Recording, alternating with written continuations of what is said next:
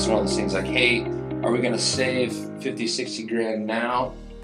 But what could it potentially cost us in the long run is really what you got to start thinking about. That's such a big part of what we certainly try to focus on in the ENCORE safety network is, that return on investment, essentially, which is we're going to invest in safety leaders, safety professionals, equipment, whatever it is. Like, what does that actually mean? Because there's ways to help people understand. So when you get into an environment like this where sales or revenue or cost cutting are all top of mind, it's like, well, how do we shift how we're looking at this? It's not just an expense.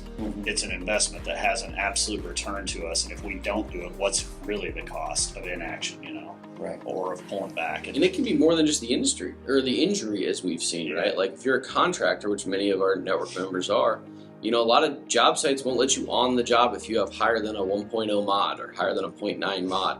And so now you're not only having the increased cost of your work comp premium, you have the increased cost of losing out on the revenue that you could have generated from that job. And that's going to stick with you for a period of time. So there are some large consequences to these things that we've got to think about from that ROI perspective. I mean, you think about how hard it is to find people right now. 100%. And you take an injury that takes somebody out, or an injury that takes somebody out and then also shifts a maybe higher compensated, more senior person into another role, and it just compounds on itself. And then you do that a couple times and you can't find the people to replace them, or you're trying to find, it's just all those soft costs are significant. And you got to be